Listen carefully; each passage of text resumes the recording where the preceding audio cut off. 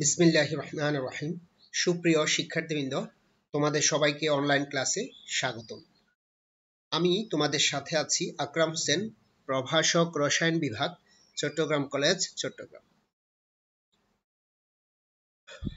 আজকের তোমাদের দ্বাদশ শ্রেণীর রসায়ন দ্বিতীয় পত্রের আমি পরিবেশ রসায়নের কিছু অংশ নিয়ে আলোচনা করব।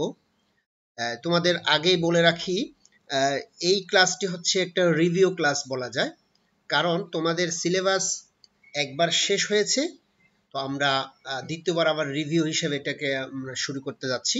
আজকে এই রিভিউ ক্লাসে প্রথম ক্লাস, যেটা হচ্ছে পরিবেশ রসায়নের একটা অংশ। আর সেই অংশের মধ্যে কিছু আছে যেগুলো আমি গ্যাসের সূত্রগুলো, আমরা যে গ্যাসিয়াস সূত্রগুলো আছে সেই সূত্রগুলো নিয়ে আলোচনা করব। তো তার আগে প্রথমেই বলে রাখি, গ্যাস কি, আমাদের এই জিনিসটা একটু জানা দরকার। প্রথমত, গ্যাস একটি পদার্থের ভৌত অবস্থা। এই অবস্থায় অণুগুলো পরস্পর থেকে অনেক দূরে অবস্থান করে, অর্থাৎ তাদের আন্তঃআণবিক আকর্ষণ বল অনেক কম থাকে, এবং এই আন্তঃআণবিক আকর্ষণ অপেক্ষা তোমার অণুসমূহের স্থানান্তর গতি, যেটাকে আমরা ট্রান্সলেশনাল মোশন বা ট্রান্সলেশনাল এনার্জি, তো অধিক হয়ে থাকে। আর এই জন্য এরা পরস্পর থেকে দূরে অবস্থান করে। আর এটা এই জন্যই পরস্পর থেকে দূরে অবস্থান করে বলে এটা খুব সংকোচনশীল, এই জন্য গ্যাসকে তরলে পরিণত করা যায়। তাহলে এই ব্যাপারে আমরা ডিটেলস আমরা আলোচনা করব। আমরা জাস্ট গ্যাস জিনিসটা জানলাম যে গ্যাস কি। তো এরপরে আসো, আমি প্রথম যেটা আলোচনা করতে চাই সেটা হচ্ছে, আমি এখানে দুটো বেলুন দেখাচ্ছি তোমাদের। দুটি বেলুনের মধ্যে আমরা দেখতেছি কিছু অণু আছে এবং অণুর সংখ্যা সমান। আমরা সেটাকে যদি n বলি, তাহলে এখানে 3 4 7, এখানে 7টা অণু আছে। তাহলে দুটি বেলুন, তাদের আকৃতি কিন্তু সমান নয়। আমরা দেখে নিই, এটার ক্ষেত্রফল হচ্ছে A1, এটার ক্ষেত্রফল হচ্ছে A2। এটা হচ্ছে 1 লিটার, এটা হচ্ছে 2 লিটার, অর্থাৎ 1 লিটার বিশিষ্ট একটি বেলুন যেখানে সমান সংখ্যক অণু আছে, আর 2 লিটার বিশিষ্ট একটি বেলুন যেখানে 1 লিটারের সমান সংখ্যক অণু এখানে আছে। আচ্ছা, তাহলে আমরা যদি এখানে দেখি চাপ, আমরা চাপ সমান কি জানি? চাপ সমান বল বাই ক্ষেত্রফল। ঠিক এটার ক্ষেত্রে একই। তাহলে দুটোর মধ্যে কোনটিতে চাপ বেশি হবে, আমরা কিভাবে সেটা নির্ণয় করতে পারি? আমরা এখানে ক্ষেত্রফল দিয়ে আমরা সেটা বিবেচনা করতে পারি যে কোথায় তোমার চাপ বেশি হবে, সেটা নির্ভর করছে ক্ষেত্রফলের উপর বা আয়তনের উপর। আমরা আয়তনটা এখন উজ্জ্বল রাখি, আমরা বলবো ক্ষেত্রফলের উপর। তো ক্ষেত্রফল আমরা জানি এখানে A1 ক্ষেত্রফল হচ্ছে ছোট A2 অপেক্ষা, A1 is less than A2। তাহলে চাপটা আসলে কোথায় বেশি হবে? তো চাপ সমান আমরা জানি বল বাই ক্ষেত্রফল। আমরা A1 এর মান জানি কম, A2 এর মান বেশি। তাহলে স্বভাবতই A1 এর মান কম মানে P1 বেশি, A2 এর মান বেশি মানে P2 কম। তাহলে আমি বলছি P1 is greater than P2। তাহলে এটাতে P1, এই বেলুনে, প্রথম বেলুনে চাপ বেশি কেন? কারণ চাপের সাথে আয়তনের একটা সম্পর্ক আছে। ক্ষেত্রফলের যেমন সম্পর্ক আছে, তেমন ক্ষেত্রফল থেকেই তো আমরা কি পাই? আয়তন পাই। সুতরাং আয়তনের সাথে সেটা সম্পর্ক আছে। আর এই সম্পর্কটা বোঝাতে গিয়েই বয়েল তোমার 1660 সালে এটা এই গবেষণাটা করেছেন, এবং তিনি এটা জানিয়েছেন। আমরা জেনেছি যে বয়েলের সূত্র আকারে সেটা জেনেছি। তো সেই বয়েলের সূত্রটা আমরা একটু দেখি। বয়েলের সূত্রে কি বলেছে? স্থির তাপমাত্রায় নির্দিষ্ট ভরের কোনো গ্যাসের আয়তন। তাহলে দুটি জিনিস স্থির থাকবে, সেটার ভর বা মোল সংখ্যা বা অণুর সংখ্যা যেটাই বলি, এবং তাপমাত্রা স্থির। তাহলে দুইটা জিনিস স্থির, টি এবং আমরা সেটাকে এন বলি। কোনো গ্যাসের আয়তন ওই গ্যাসের উপর প্রযুক্ত চাপের ব্যস্তানুপাতিক। অর্থাৎ যদি তাপমাত্রা স্থির থাকে এবং অণু সংখ্যা বা ভর সংখ্যা স্থির থাকে কোনো গ্যাসে, তাহলে তার উপর প্রযুক্ত চাপের ব্যস্তানুপাতিক হারে আয়তনটা পরিবর্তিত হয়। তো আমরা সেটাকে যদি দেখি, আমরা ম্যাথমেটিক্যাল টার্ম, স্থির তাপমাত্রা টি এবং নির্দিষ্ট ভর বলতে এন মোল পরিমাণ কোনো গ্যাসের উপর প্রযুক্ত চাপ যদি পি হয় এবং তার আয়তন ভি হয়, তাহলে বয়েলের সূত্র মতে আমরা কি লিখতে পারি? V proportional to 1/p। আচ্ছা, ব্যস্তানুপাতিক। তাহলে আমরা যদি এখানে প্রপোর্শনাল উঠিয়ে দিই, তাহলে একটা আনুপাতিক সমানুপাতিক ধ্রুবক আসবে, যেটা আমরা লিখে থাকি b = k × 1/p। তাহলে আমরা যদি এটাকে গুণ করি, pv = k = ধ্রুব, অর্থাৎ pv কে গুণ করলে কি হয়, একটা ধ্রুবক মান পাওয়া যায়। তার মানে যদি পি বৃদ্ধি করি ভি কমে, যদি পি কমাই ভি বাড়ে, তার মানে দুটোর গুণফল হচ্ছে ধ্রুবক। অর্থাৎ এটা যদি 1 হয় এটা 2 হবে, এটা 2 হলে এটা 1 হবে। বা আমি যদি এটা বলি 4, এটা হয় 5, এটা হয় এটা 5 হলে এটা 4 হয়, 4 5 20। অর্থাৎ দুইটির গুণফল সবসময় কি হবে, একটি নির্দিষ্ট মান হবে, আর এটাকে এজন্য আমরা বলছি ধ্রুবক।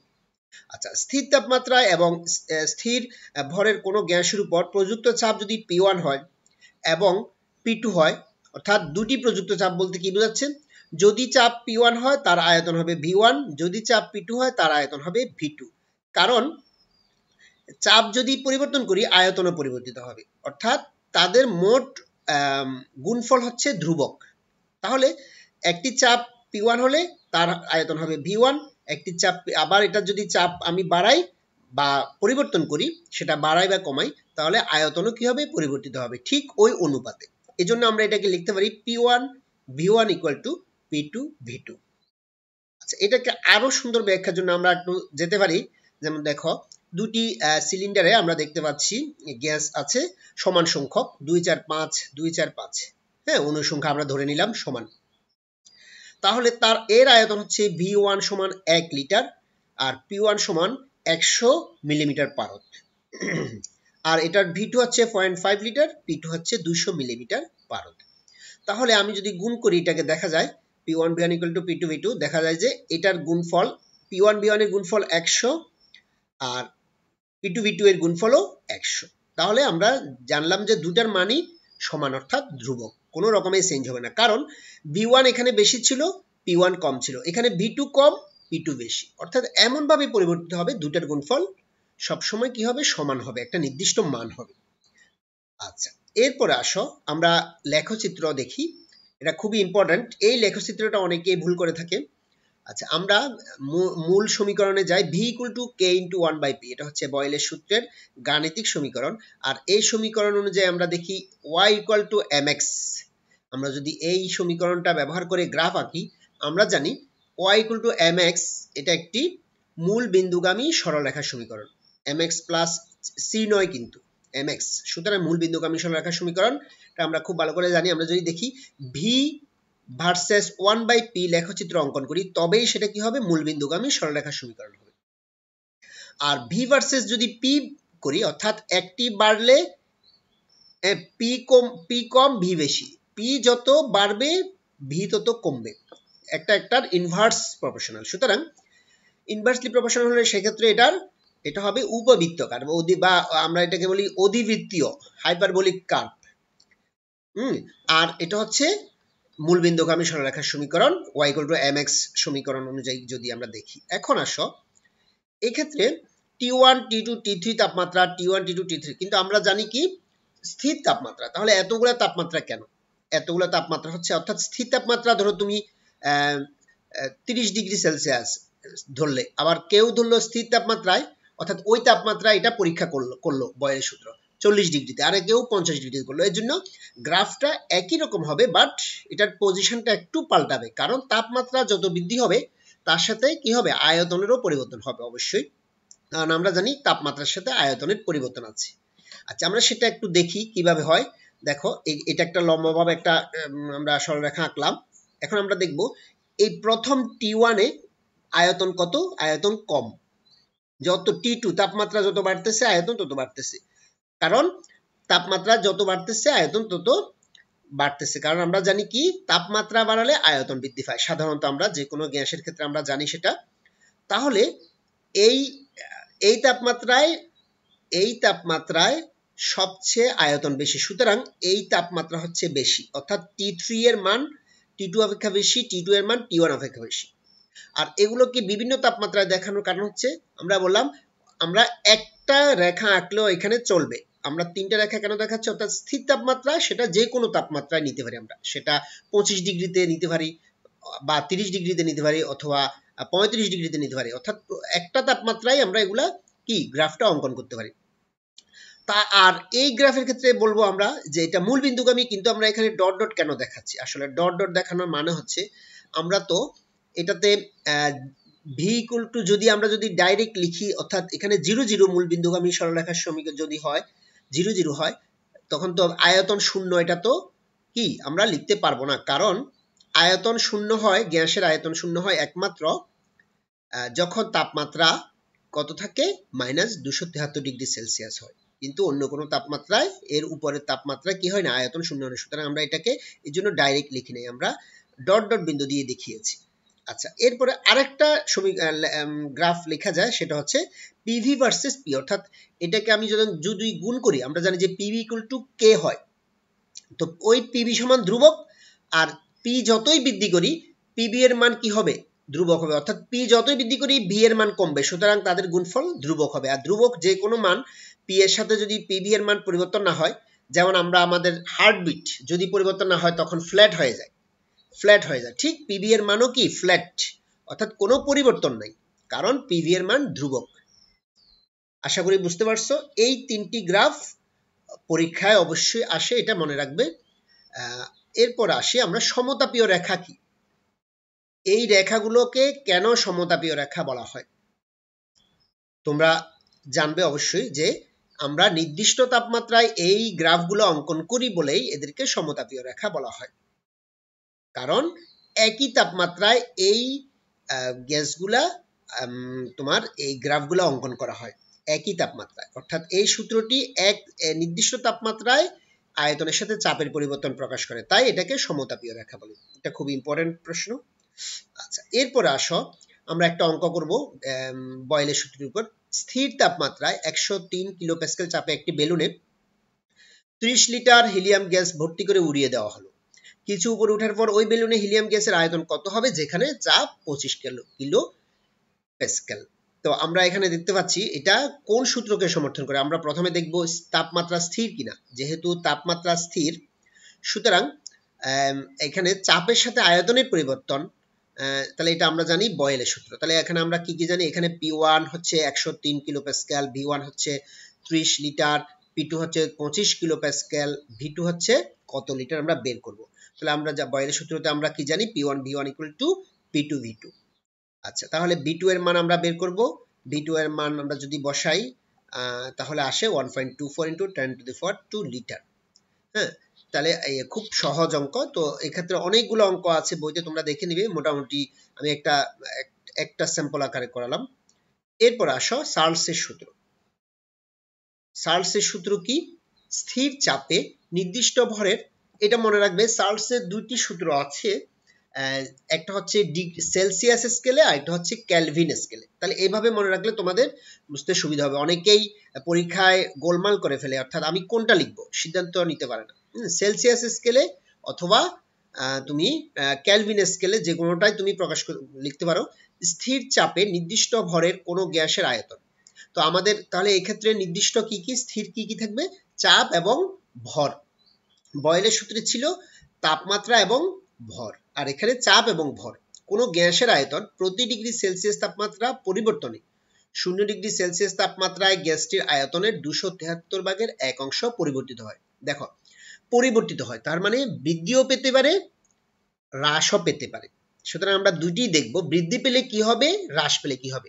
অর্থাৎ প্রতি ডিগ্রি সেলসিয়াস তাপমাত্রা যদি আমি পরিবর্তন করি স্থির চাপে কোনো গ্যাসের আয়তন, তাহলে 0°C তাপমাত্রায় যে আয়তন ছিল সে আয়তনের কত ভাগের কত অংশ, অর্থাৎ 273/1 কি হবে, বৃদ্ধি বা হ্রাস পাবে। আমি যদি তাপমাত্রা বৃদ্ধি করি তাহলে কি হবে, বৃদ্ধি পাবে, তাপমাত্রা হ্রাস করি তাহলে হ্রাস পাবে। তাহলে আমরা দেখব 0°C তাপমাত্রায় গ্যাসটির আয়তন V0, আমরা জানি এটাকে ধরে নিলাম V0। আচ্ছা, আমরা যদি 1°C বলি তাহলে V1, এটাকে V1 সমান কত ধরবো, V0 প্লাস, অর্থাৎ 0°C তাপমাত্রা যে আয়তন প্লাস 273, V0 এ 273/1 ভাগ, যেহেতু 1°C। তাহলে 2°C হলে 2 জাস্ট 1 এর জায়গায় 2, 3°C হলে 3 1 এর জায়গায় 3। এভাবে আমি যদি 273 পর্যন্ত বৃদ্ধি করি তাহলে কি হবে, তাহলে দেখা যায় 2V0 অর্থাৎ দ্বিগুণ হয়। তাহলে অর্থাৎ স্থির চাপে কোনো গ্যাসের তাপমাত্রা, নির্দিষ্ট ভরের কোনো গ্যাসের তাপমাত্রা যদি 273°C পর্যন্ত বাড়াই, গ্যাসটির আয়তন 0°C তাপমাত্রায় আয়তনের দ্বিগুণ হবে। তাহলে 0 ডিগ্রি সেলসিয়াস তাপমাত্রা ছিল V0 আর 273 ডিগ্রি পর্যন্ত আমি যখন তাপমাত্রা বৃদ্ধি করেছি ফলে গ্যাসটির আয়তন 2V0 হয়েছে। অর্থাৎ এক্ষেত্রে যদি আমি কথার কথা 2 লিটার বলি, এক্ষেত্রে কি হয়েছে 4 লিটার হয়েছে। তাহলে তাপমাত্রার সাথে আয়তনের একটা পরিবর্তন হয়, আবার তাপমাত্রার সাথে এক্ষেত্রে কি স্থির চাপে আয়তনের পরিবর্তনই প্রকাশ করছে। এখানে V0 বাই 273 আমরা যে লিখছি এইটাকে গ্যাসের তাপীয় প্রসারাঙ্ক বলা হয়। আচ্ছা, এরপরে আমরা আসি, আমরা যদি এবার হ্রাস করি, আমরা 0 ডিগ্রি সেলসিয়াস তাপমাত্রায় আয়তন জানি V0, আমরা যদি -1 ডিগ্রি সেলসিয়াস তাপমাত্রায়, তাহলে V0 মাইনাস V0 এর 273 ভাগের 1 ভাগ, ঠিক -2 ডিগ্রি সেলসিয়াসে কি হবে -273 উপরে 2 V0। এভাবে -273 পর্যন্ত আমরা গেলে দেখতে পাই যে গ্যাসের আয়তন কি হয়, শূন্য হয়। অর্থাৎ চাপ স্থির রেখে নির্দিষ্ট ভরে কোনো গ্যাসের তাপমাত্রা হ্রাস করতে করতে যখন আমরা 273 পর্যন্ত চলে যাব মাইনাস, তখন এটা তাত্ত্বিকভাবে তখন গ্যাসটির আয়তন শূন্য হয়। এই তাপমাত্রাকে পরম শূন্য তাপমাত্রা বলে। তাহলে এটা পরীক্ষায় প্রায় আসে যে পরম শূন্য তাপমাত্রা কি। তাহলে যে তাপমাত্রায় কোনো গ্যাসের আয়তন শূন্য হয় সেটাই হচ্ছে পরম শূন্য তাপমাত্রা। তবে এটাকে তাত্ত্বিকভাবে বলার কারণ হচ্ছে এটাকে থিওরিটিক্যালি এটাকে বলা হয়, কিন্তু আসলে সত্যিকার অর্থে এক্সপেরিমেন্টাল যে আমরা যেটা বলবো মানে পরীক্ষালব্ধ ফলাফল, সেটা -273 এর আগেই, অনেক আগেই কি হয়ে যায়, এটা গ্যাসের আয়তন শূন্য হয়ে যায়। তাহলে তোমরা কি বলবে যে গ্যাসের আয়তন আসলে কি শূন্য, মানে কি তাহলে গ্যাসের আয়তন কিভাবে শূন্য, এটা কিভাবে সম্ভব? তাহলে তখন আসলে গ্যাসটা কি হয়ে যায়, তরলে পরিণত হয়ে যায় বা কঠিনে পরিণত হয়ে যায়। আমি যে বলবো, যেমন আমরা জানি কার্বন ডাই অক্সাইড গ্যাস, এটাকে যদি আমরা কঠিনে পরিণত করতে পারি, অবশ্যই সেটাকে কি তার সন্ধি তাপমাত্রা, সন্ধি চাপে সেটাকে কি করতে পারবো, আমরা তরলে এবং কঠিনে পরিণত করতে পারবো। এবং এই জন্য এটাকে আমরা কি বলি, ড্রাই আইস বলি, দেখতে শুষ্ক বরফের মতো। তাহলে কোনো গ্যাস যখন আয়তন শূন্য হবে, বুঝতে হবে তখন আসলে সেটা গ্যাস থাকবে না, তখন সেটা তরল বা কঠিনে পরিণত হয়ে যাবে। আর এজন্য গ্যাসের আয়তন শূন্য বলা হয়। আর এটা তাত্ত্বিকভাবে এটাকে -273 ডিগ্রি পর্যন্ত বলা হয়। অর্থাৎ -273 এর পরে আর নিচে নামার কোনো দরকার হয় না, এর অনেক আগেই শূন্য হয়ে যায়। তারপরেও এটাকে একটা মানে একেবারে একটা মানে একটা মার্কিং দিয়ে রেখেছে যে এটাই, এর নিচে আর যেতে হয় না। আচ্ছা, এরপর আমরা আসি এবার লেখচিত্র।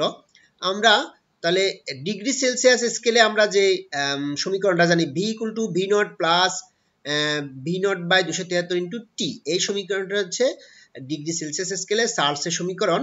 আর এটাকে আমরা বলবো y = mx প্লাস c। আমি c প্লাস mx লিখেছি কারণ এখানে y হচ্ছে v, V0 হচ্ছে c এবং m হচ্ছে V0 বাই 273 আর t হচ্ছে x।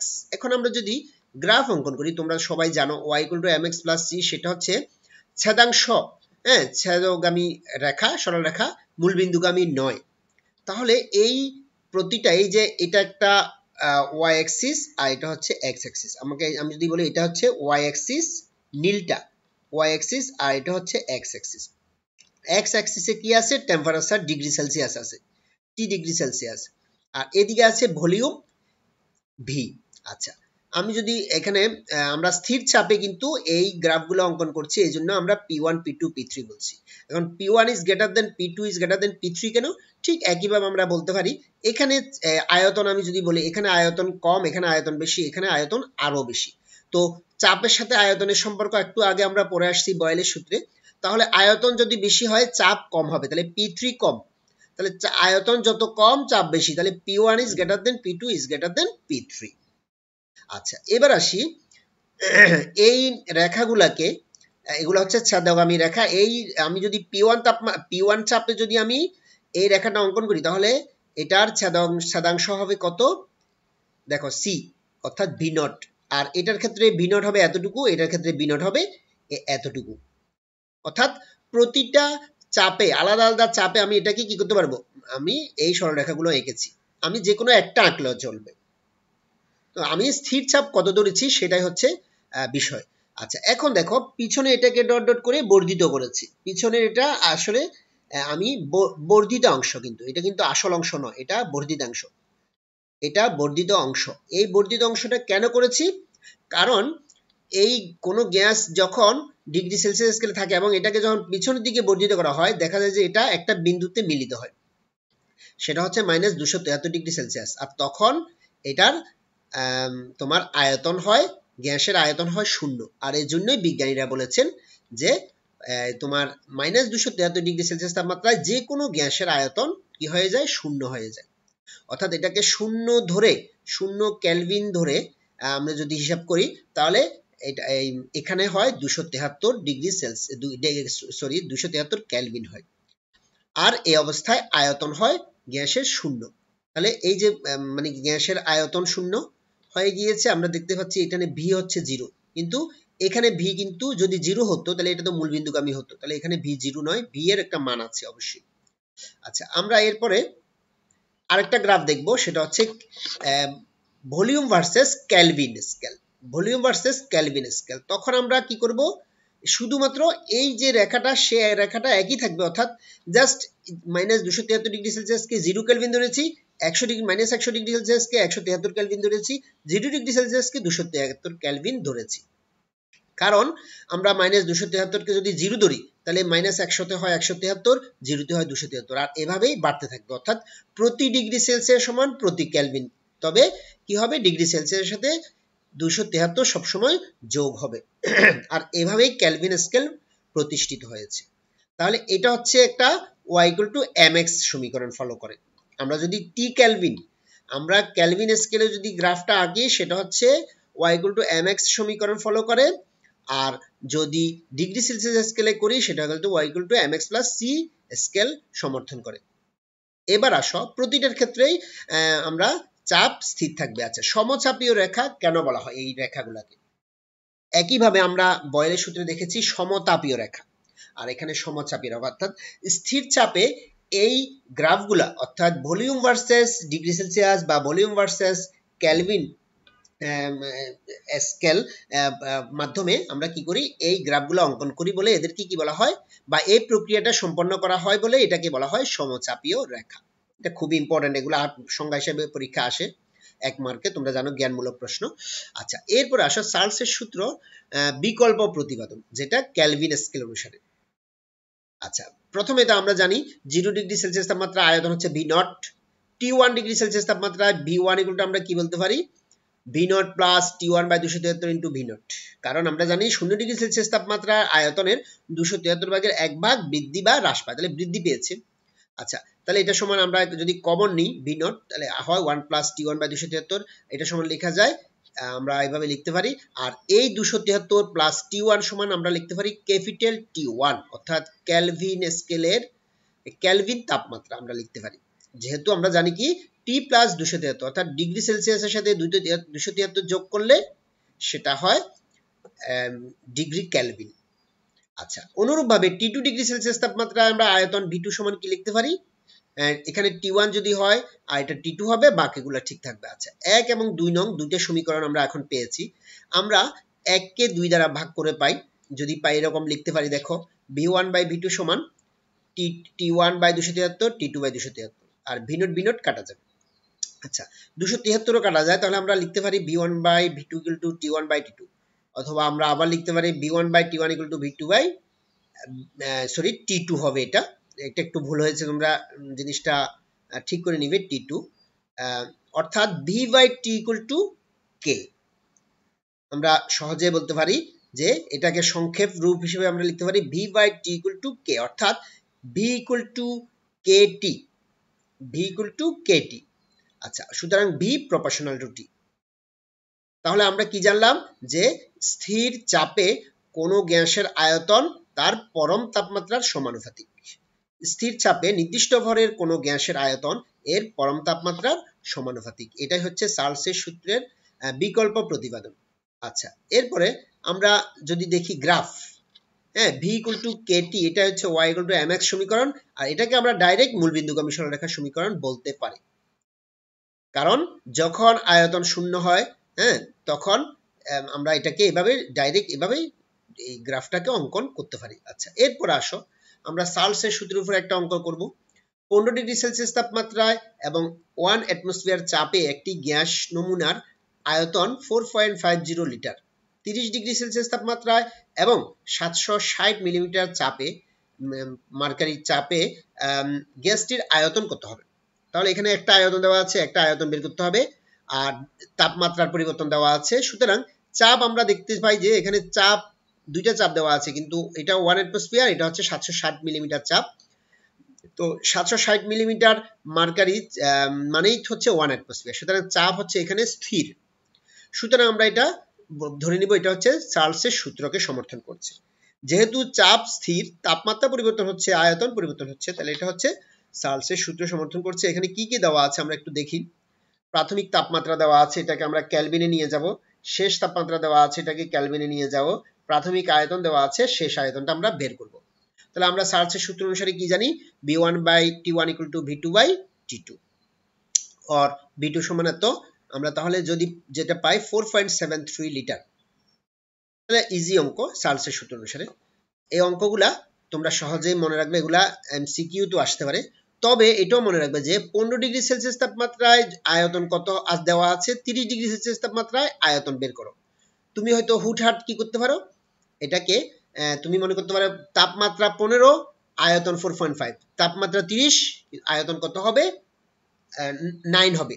তুমি হয়তো এটা ডাইরেক্ট লিখে ফেলতে পারো অতি উৎসাহী হয়ে। কিন্তু এটা মনে রাখবে, তাপমাত্রা ডিগ্রি সেলসিয়াস থাকলে এটাকে কেলভিন স্কেলে রূপান্তর করতে হয়, কিন্তু তাপমাত্রা যদি ডিগ্রি সেলসিয়াস স্কেলে যেটা দ্বিগুণ হয়, কিন্তু কেলভিন স্কেলে সেটা দ্বিগুণ হয় না। কারণ আমরা দেখতে পাচ্ছি, দেখো 273 যোগ করতে হয়। যদি দ্বিগুণ হতে হতো, এখানে 273 এর দ্বিগুণ যোগ করতে হতো। তাহলে এখানে যেহেতু এটা 288 কেলভিন, এটা 303 কেলভিন। সুতরাং এটা কখনো কিনা দ্বিগুণ নয়। যদি দ্বিগুণ হতো তাহলে এটা আমি 9 লিটার সহজেই বলে ফেলতে পারতাম, লিখে ফেলতে পারতাম। কিন্তু ডিগ্রি সেলসিয়াসের সাথে ডিগ্রি কেলভিনের কি সমানভাবে পরিবর্তন হয় না, অর্থাৎ 273 যোগ করেই পরিবর্তিত হয়। যদি এমন হতো 30-এর সাথে 273 এর দ্বিগুণ যোগ করছি, তাহলে কিন্তু কেলভিন সমান হতো। সুতরাং আমরা ডাইরেক্ট 4.5 এর দ্বিগুণ হবে 30 ডিগ্রিতে, এটা আমি বলতে পারি না। তো একটু কেয়ারফুলি করতে হবে অঙ্কগুলা, এগুলো এমসিকিউতে সহজ অঙ্কগুলো আসতে পারে। আচ্ছা, বয়েল ও চার্লসের সূত্রের সমন্বয় পর্ব আমরা দেখব, এটা খুবই ইম্পর্টেন্ট। বয়েলের সূত্র অনুযায়ী আমরা কি জানি? V proportional to 1/P, অর্থাৎ তাপমাত্রা স্থির অবস্থায় আয়তনের সাথে চাপের পরিবর্তন আমরা জানি ব্যস্তানুপাতিক। আবার চার্লসের সূত্র অনুসারে আমরা কি জানি? V proportional to T, যখন চাপ স্থির থাকে, অর্থাৎ স্থির চাপে কোনো গ্যাসের আয়তন তার পরম তাপমাত্রার সমানুপাতিক। তাহলে দুইটা সমীকরণ আমরা পেলাম।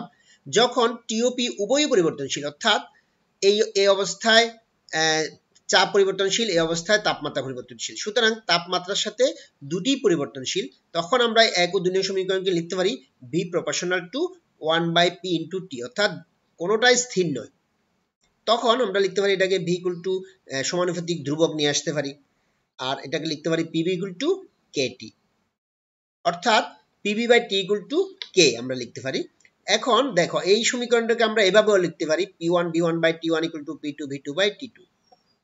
হ্যাঁ, 4 নং সমীকরণটি একটি গ্যাসের দুটি ভিন্ন তাপমাত্রা ও দুটি ভিন্ন চাপে গ্যাসের আয়তনের পরিবর্তন প্রকাশ করছে। অর্থাৎ তো কোনো গ্যাসের আমি যদি চাপ পরিবর্তন করি এবং তার তাপমাত্রা পরিবর্তন করি, তাহলে যে আয়তন পাবো ওটার যদি চাপ পরিবর্তন করে আরেকটা করি, অর্থাৎ P2 চাপে, তখন তাপমাত্রা কি হবে? T2 হবে এবং তার আয়তন হবে V2।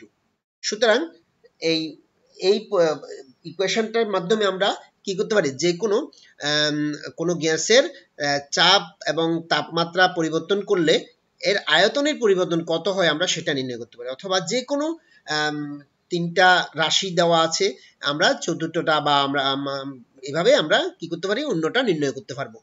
তো আমরা একটা অঙ্ক এক্ষেত্রে দেখবো না, আসলে অনেক লেংদি হয়ে যাবে ক্লাসগুলা, ওগুলা সহজ অঙ্ক তোমরা বই থেকে দেখে নিবে। আমরা পরবর্তী সূত্রে চলে যাচ্ছি, গেলুসাকের চাপের সূত্র। গেলুসাকের চাপের সূত্র কি? স্থির আয়তনে নির্দিষ্ট পরিমাণ যে কোনো গ্যাসের প্রযুক্ত চাপ গ্যাসের কেলভিন তাপমাত্রার সমানুপাতিক।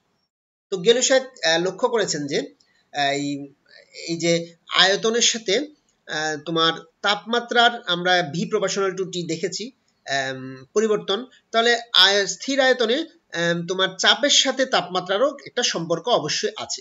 কারণ আমরা যখন কোনো গ্যাসের তাপমাত্রা আয়তনকে স্থির রেখে যখন এটাকে চাপ দিব, আমরা একটা ছবি দেখি, দেখো দুইটা এখানে সিলিন্ডার আছে, দুটাতেই 6টা করে অণু আছে, আমরা দেখতে পাচ্ছি 6টা করে একটা সমান সংখ্যক অণু আছে। আচ্ছা, এখন তার আয়তনটা ফিক্সড, ধরো আমরা কি করে দিলাম, আবদ্ধ করে দিলাম গ্যাসের সিলিন্ডারটা। এখন এটাকে টেম্পারেচার কম দিলাম, এখানে টেম্পারেচার বেশি দিলাম, অর্থাৎ তাপমাত্রা এখানে ধরো আমি 30 ডিগ্রি সেলসিয়াস বা 50 ডিগ্রি সেলসিয়াস, এখানে দিলাম 80 ডিগ্রি সেলসিয়াস। তাহলে কি হবে আসলে, ব্যাপারটাই কি ঘটবে? ব্যাপারটা হচ্ছে এক্ষেত্রে অণুগুলা কম দৌড়াদৌড়ি করবে, এক্ষেত্রে অণুগুলা অধিক দৌড়াদৌড়ি করবে, অধিক গতিতে ছুটবে। কেন? তাপমাত্রা বেশি দিলে কি হয়, অণুগুলা গতিশক্তি বৃদ্ধি পায়। আমরা জানি যে তাপমাত্রার সাথে অণুগুলার গতিশক্তি সম্পর্ক। তো গতিশক্তি বৃদ্ধি পেলে কি হবে, পরস্পর সংঘর্ষ বৃদ্ধি পাবে। পরস্পর সংঘর্ষ বৃদ্ধি পেলে এই যে পরস্পর সংঘর্ষ হয়, সেটাই দেওয়ালে ধাক্কা দিবে, আর ধাক্কাটাই হচ্ছে এই গ্যাসের চাপ। সুতরাং চাপ বৃদ্ধি পাবে, আর এখানে চাপ, তাপমাত্রা কম, চাপও কম। সুতরাং আমরা জানি কি, যে স্থির আয়তনে আমরা যদি আয়তন ফিক্সড করে দিই, তখন যে কোনো গ্যাসের উপর প্রযুক্ত চাপ তার কেলভিন তাপমাত্রার সমানুপাতিক। দেখো ডিগ্রি সেলসিয়াস বলে নাই, কেলভিন তাপমাত্রার সমানুপাতিক। যখন নির্দিষ্ট পরিমাণ ভর এবং আয়তন স্থির, মানে নির্দিষ্ট পরিমাণ ভরের এবং নির্দিষ্ট আয়তনের কোনো গ্যাস থাকে, তখন এটা প্রযোজ্য। এটাকে আমরা লিখতে পারি P = KT সমানুপাতিক ধ্রুবক K, আর P/T = K, অথবা আমরা এটাকে লিখতে পারি P1/T1 = P2/T2। অর্থাৎ আমি যদি চাপ পরিবর্তন করি তখন কি হবে, তাপমাত্রাও পরিবর্তন হবে। সুতরাং আমরা এটাকে P1/T1 = P2/T2 লিখতে পারি। আচ্ছা, আমরা এটাকে গ্রাফ আকারে যদি লিখি, দেখো প্রেসারের ভার্সেস টেম্পারেচার, আমরা কেলভিন টেম্পারেচার আমরা পরিবর্তন করলে আমরা লিখতে পারি এভাবে কিছু গ্রাফ আমরা পাই, যেগুলোকে বলা হয় আইসোবার। আইসো অর্থাৎ যেটাকে আমরা সম আয়তনীয় করতে পারি হিসেবে, এটাকে রেখা হিসেবে বলতে পারি। সম আয়তনীয় রেখা কি? সম আয়তনীয় রেখা কি? অর্থাৎ একই আয়তনে, নির্দিষ্ট আয়তনে আমরা যে চাপের বিপরীতে তাপমাত্রার যে গ্রাফ অঙ্কন করি, সেটাই হচ্ছে সম আয়তনীয় রেখা।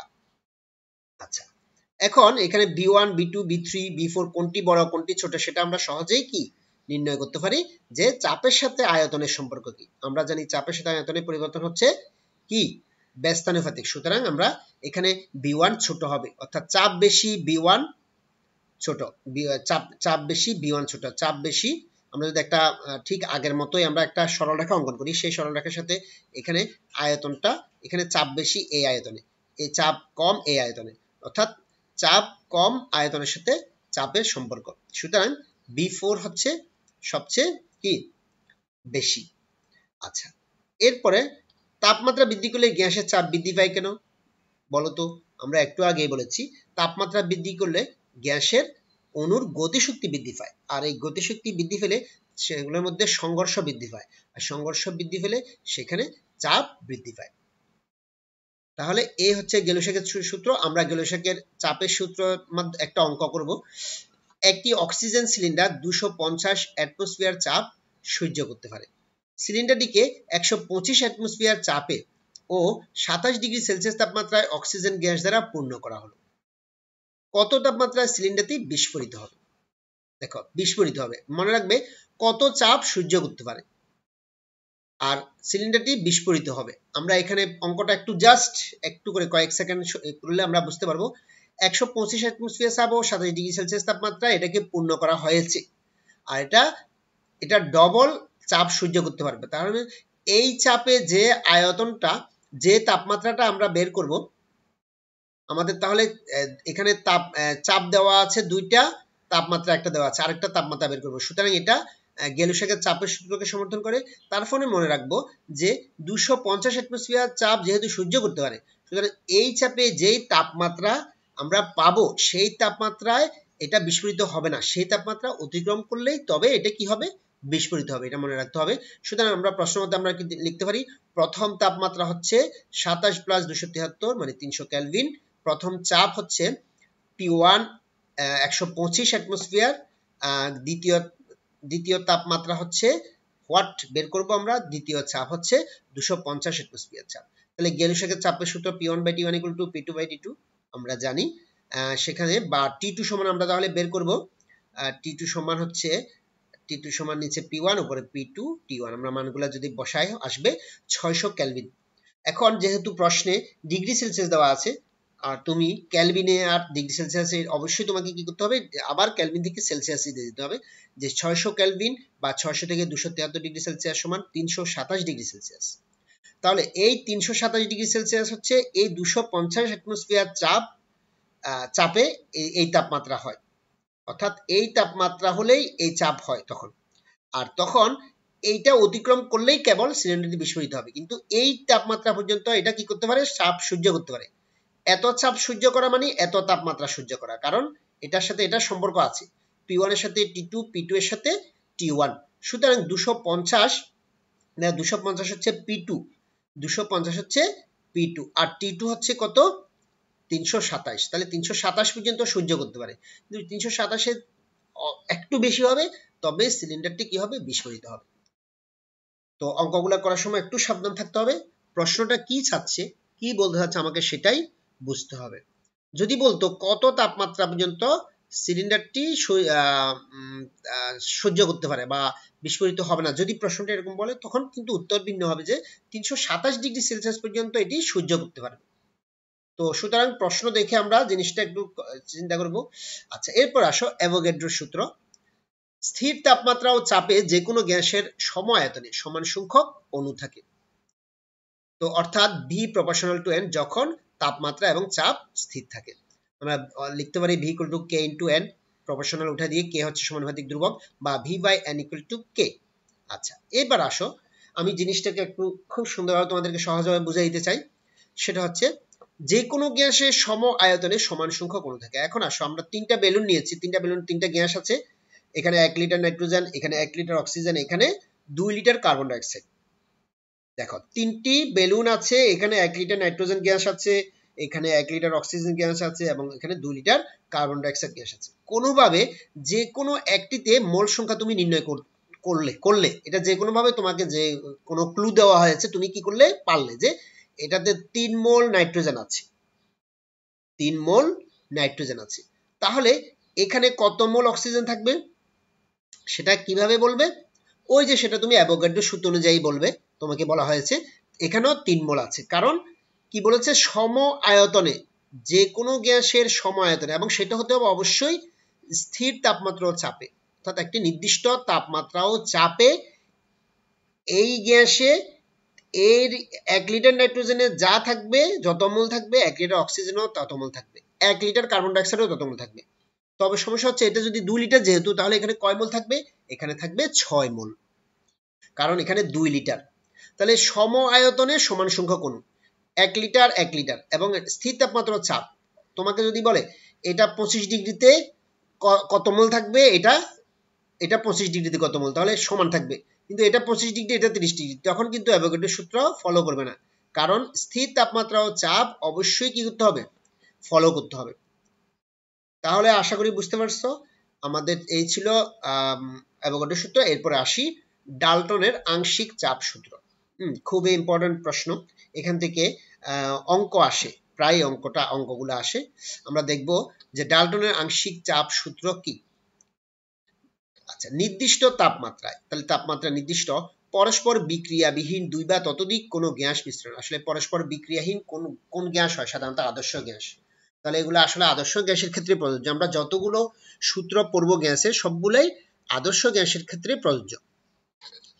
নির্দিষ্ট তাপমাত্রায় পরস্পর বিক্রিয়াহীন 2 বা ততোধিক কোনো গ্যাস মিশ্রণের মোট চাপ মিশ্রণে উপস্থিত প্রতিটি উপাদানের আংশিক চাপের সমষ্টির সমান।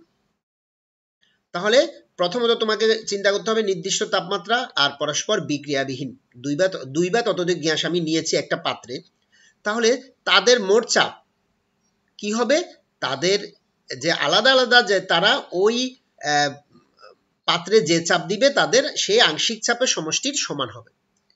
এখন আমাকে বলতে হবে আংশিক চাপ কি, কোনো নির্দিষ্ট তাপমাত্রায় বিক্রিয়াবিহীন কোনো গ্যাস মিশ্রণের কোনো একটি উপাদান গ্যাস ওই তাপমাত্রায় মিশ্রণের সমস্ত আয়তন একাকী দখল করলে যে চাপ প্রয়োগ করত তাকে ওই উপাদান গ্যাসের আংশিক চাপ বলে। তাহলে অর্থাৎ কোনো একটা পাত্রে আমি দুটি গ্যাস রেখেছি, যদি ওই পাত্রে, একই পাত্রে একটি গ্যাসকে রাখতাম, সে যে চাপ দিবে সেটা হচ্ছে তার আংশিক চাপ, সেটা হচ্ছে তার একাকী দখল করলে যে চাপ প্রয়োগ করতো তাকে ওই উপাদান গ্যাসের আংশিক চাপ বলে। আচ্ছা, অর্থাৎ তিনটি গ্যাস মিশ্রণে তাদের আংশিক চাপ যদি আমি বলি P1 P2 P3, তাহলে মিশ্রণের মোট চাপ হবে Pm = তিনটার যোগফল। আচ্ছা, আমি একবার আবার তোমাদেরকে ছবির সাহায্যে বোঝাই। দেখো, এখানে একটা সিলিন্ডার আছে অক্সিজেন গ্যাস, এখানে আছে নাইট্রোজেন গ্যাস। এখন এর চাপ হচ্ছে কত? 159 মিলিমিটার পারদ, আর এর চাপ হচ্ছে 593 মিলিমিটার পারদ। যখন এই দুটি গ্যাসকে এরকম একই পাত্রে, অর্থাৎ আমি যদি বলি যে এই অক্সিজেনের মধ্যে আমি নাইট্রোজেন ঢেলে দিব, মানে এটা এই পাত্রে আমি দুটাকে যোগ করেছি, তাহলে তার চাপ কত হবে? এই পাত্রে যখন একে এককভাবে রাখছি তখন তার চাপ ছিল এটা, আর একে এই পাত্রে যখন এটাকে রেখেছি এককভাবে তখন তার চাপ ছিল এটা। তাহলে এই দুইটা চাপ যা হবে, এদেরকে একত্রে রাখলেও চাপ তাদের যোগফলের সমান হবে, মানে তাদের নিজস্ব এই চাপগুলা সমান হবে। তাহলে এই চাপগুলাই হচ্ছে তাদের এই পাত্রে তাদের আংশিক চাপ, অর্থাৎ এটা হচ্ছে মোট চাপ আর তাদের আংশিক চাপ কত? এটা এবং এটা। আশা করি বুঝতে পারছো। এরপর আমরা পরবর্তীতে যাব পৃথক পাত্রে রাখা গ্যাসের মিশ্রিত অবস্থায় চাপ নির্ণয়।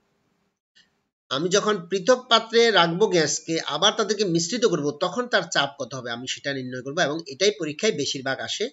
তোমরা একটু খেয়াল করো, দুটি পাত্র মাঝখানে স্টপ কর্ক দিয়ে আলাদা করে দেওয়া আছে। প্রথম পাত্রে নাইট্রোজেন গ্যাস আয়তন এবং চাপ দেওয়া আছে, দ্বিতীয় পাত্রে অক্সিজেন গ্যাস আয়তন এবং চাপ দেওয়া আছে। আচ্ছা, স্থির তাপমাত্রায়, তাপমাত্রা কিন্তু নির্দিষ্ট, আমরা আগেই বলেছি সংজ্ঞায় ডাল্টনের আংশিক চাপ সূত্রে। চিত্র মতে B1 আয়তনের প্রথম পাত্রে P1 চাপে N2 গ্যাস এবং B2 আয়তনের দ্বিতীয় পাত্রে P2 চাপের অক্সিজেন গ্যাস আছে। উভয় পাত্র স্টপ কর্ক সমন্বিত ছোট নল দ্বারা যুক্ত আছে। মাঝখানে একটা ধরো চাবি আছে যেটা দিয়ে বন্ধ করে রাখছে। স্টপ কর্ক খোলা অবস্থায় মিশ্রিত গ্যাসের আয়তন হয় কত? B1 + B2। তাহলে আয়তন কি হবে? এটা যদি 2 লিটার, এটা 2 লিটার, তাহলে 4 লিটার হবে। এবং মিশ্রিত গ্যাসের চাপ কত হবে? Pm, ধরে নিছে Pm। এখন Pmটাই আমরা কি করব? নির্ণয় করব। কিভাবে নির্ণয় করব? মিশ্রণে প্রথম গ্যাসের বর্তমান আয়তন, অর্থাৎ আমি যখন এই স্টপ কর্কটা খুলে দিয়েছি, তাহলে আসলে এই পাত্র দুটোটা মিলে একটা হয়ে গেছে, এবং তাদের আয়তন কত হবে? B1 + B2। এবং আংশিক চাপ কত হবে? আংশিক চাপ হবে এটার ক্ষেত্রে P নাইট্রোজেন, আর এই পাত্র আবার দ্বিতীয় গ্যাসের তোমার বর্তমান আয়তন কত হবে? প্রথম গ্যাস দুইটা পাত্র দখল করছে, দ্বিতীয় গ্যাসে দুইটা পাত্র দখল করছে, তাহলে দুইটারই আয়তন সমান হবে। আর এর আংশিক চাপ হবে Pn2 আর এর আংশিক চাপ হবে PO2। আচ্ছা, এরপর আসো, যেহেতু তাপমাত্রা স্থির আছে সেহেতু বয়েলের সূত্র মতে আমরা লিখতে পারি প্রথম গ্যাসের বেলায় Pn2 × B1 + B2 = P1 B1। তাহলে খেয়াল করো, P1 B1 এই দুইটা কি জিনিস? নাইট্রোজেনের মানে মিশ্রণের আগে, মিশ্রণের পূর্বে তাদের চাপ এবং আয়তন।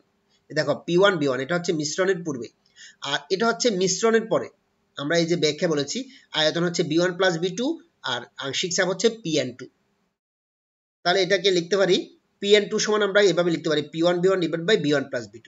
ঠিক একইভাবে দ্বিতীয় গ্যাসের বেলায় PO2 আর তার আয়তন মিশ্রণে, আর ডান পাশে হবে কি?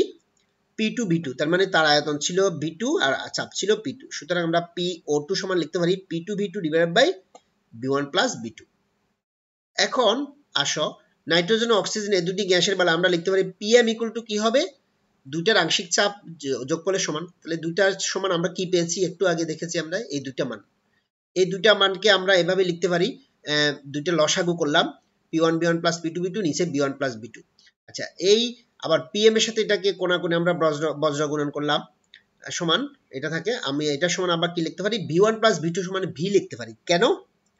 কারণ ডাল্টনের আংশিক চাপের সূত্র মতে যদি গ্যাস মিশ্রণকে এমন একটি পাত্রে স্থানান্তরিত করা হয় যার আয়তন V, ধরে নিলাম যে পুরা পাত্র দুইটি, এই যে একটু আগে আমরা দেখেছি, খেয়াল করো, এই দুইটা পাত্রের আয়তন B1 + B2, এটাকে আমি V বলতে পারি।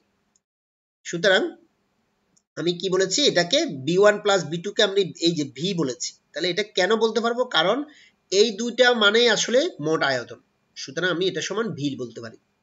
তাহলে আমি এই সূত্রগুলোর সাহায্যে আমি কি করতে পারবো? অঙ্ক করতে পারবো যে দুটি পাত্রে আলাদা করে গ্যাস রাখলে তাদেরকে যখন মিশ্রিত অবস্থায় রাখবো, মিশ্রণ করব, তখন তাদের মোট চাপ কত হবে আমি সেটা এই পদ্ধতিতে নির্ণয় করতে পারবো। আমরা এখন একটা অঙ্ক করি, তাহলে আরো ক্লিয়ার হয়ে যাবে। দেখো, স্থির তাপমাত্রায় 1 অ্যাটমসফিয়ার চাপে 600 মিলিলিটার নাইট্রোজেন এবং 750 মিলিলিটার চাপে 800 মিলিমিটার চাপে 800 মিলিলিটার অক্সিজেন গ্যাসকে 1 লিটার সিলিন্ডারে রাখা হলো। প্রত্যেক গ্যাসের আংশিক চাপ ও মিশ্রণের মোট চাপ কত হবে? আমি দেখি, মিশ্রণের পূর্বে নাইট্রোজেন গ্যাসের চাপ আমাদের কত ছিল? 1 অ্যাটমসফিয়ার। আয়তন কত ছিল? 600 মিলি। এটাকে লিটারে নিয়েছি, কারণ অ্যাটমসফিয়ারের সাথে লিটার নিয়ে আসতে হবে। আচ্ছা, মিশ্রণের পূর্বে অক্সিজেনের কত ছিল চাপ? 750। এটাকে আমরা কি করব? অ্যাটমসফিয়ারে নিয়ে যেতে হবে, যে কোনো একটা। দেখো, এটা অ্যাটমসফিয়ারে আছে, এটা মিলিমিটার পারা যাচ্ছে, তাহলে আমি 760 দিয়ে ভাগ করলে এটা অ্যাটমসফিয়ারে চলে যাবে, কারণ আমরা জানি 760 মিলিমিটার চাপ সমান 1 অ্যাটমসফিয়ার। সুতরাং এটা ভাগ করলাম, আর 800 মিলিলিটারকে লিটারে নিলাম, আর গ্যাসের মোট আয়তন হচ্ছে 1 লিটার। এবার আসো, নাইট্রোজেনের আংশিক চাপ। প্রত্যেক গ্যাসের আংশিক চাপ কত? নাইট্রোজেনের আংশিক চাপ Pn2 সমান হোয়াট, অক্সিজেনের আংশিক চাপ PO2 সমান হোয়াট, মোট চাপ P ইকুয়াল টু হোয়াট। তাহলে আমরা এই তিনটা জিনিস বের করব। দেখো, প্রথমে Pn2 সমান আমরা কি জানি? আমরা একটু আগেই থিওরিটিক্যাল দেখেছি যে আংশিক চাপ মোট আয়তন আর তাদের পূর্বের আয়তন। উপরে হচ্ছে তাদের পূর্বের আয়তন, আর এখানে মোট আয়তন, এটা হচ্ছে আংশিক চাপ। তাহলে এটা সমান মান বসাইলে আমরা এই মানটা পেয়ে থাকি। ঠিক আংশিক চাপ পি অক্সিজেন সমান কত? তাদের পূর্বের আয়তন চাপ ডিভাইডেড বাই মোট আয়তন ইনটু এই পাশে হচ্ছে আংশিক চাপ। তাহলে আমি এই মানগুলো যখন বসাবো পাবো এত। তাহলে মোট মিশ্রণের মোট চাপ হচ্ছে Pn2 প্লাস PO2, এই দুইটা যোগ করলে আসে এত, এবং 1.39 অ্যাটমসফিয়ার। তাহলে আমরা তিনটা মান পেয়ে গেছি, নাইট্রোজেনের আংশিক চাপ, অক্সিজেনের আংশিক চাপ এবং মিশ্রণের মোট চাপ। আশা করি তোমরা বুঝতে পারছো। তোমরা আরেকটু আবারও দেখবে, এই ভিডিওটা তোমরা রিপিট করে দেখবে, থিওরির সাথে মিলিয়ে দেখবে, তাহলে তোমাদের অঙ্কটা করতে খুবই সহজ হবে আশা করছি। তো তোমাদের সাথে আজকের এই ক্লাসে অনেকগুলা সূত্র আসলে একসাথে পড়ানো হয়েছে, যেহেতু এটা রিভিউ ক্লাস, তো আমার মনে হয় এখানে যতটুকুই বলেছি এই সময়ে আসলে 1টা ঘন্টার প্রায় কাছাকাছি হয়ে গেছে। তো আমি যথাসম্ভব চেষ্টা করেছি তোমাদেরকে সবগুলা মোটামুটি সূত্র যতটুকু টাচ করানো যায়। এর পরবর্তী ডাল্টনের আংশিক চাপ সূত্রের পরে গ্যাসের ব্যাপন সূত্র বা এর পরবর্তী পর্যায়ক্রমিক ভাবে ক্লাসগুলো হবে। আশা করছি তোমরা রিভিউ ক্লাসগুলো করবে, নিজেদেরকে যাচাই করবে, এবং কোনো ধরনের প্রশ্ন থাকলে অবশ্যই আমার মেইল আইডি আছে, ফোন নাম্বার আছে তোমাদের কাছে, হ্যাঁ, তোমরা যোগাযোগ করবে। ইনশাল্লাহ তোমাদের যে কোনো ধরনের সমস্যা থাকলে সেটা সমাধান করার চেষ্টা করব। ভালো থাকবে সবাই, সুস্থ থাকবে, স্বাস্থ্যবিধি মেনে চলবে, সবার জন্য দোয়া, সবাই দোয়া করবে। আল্লাহ হাফেজ।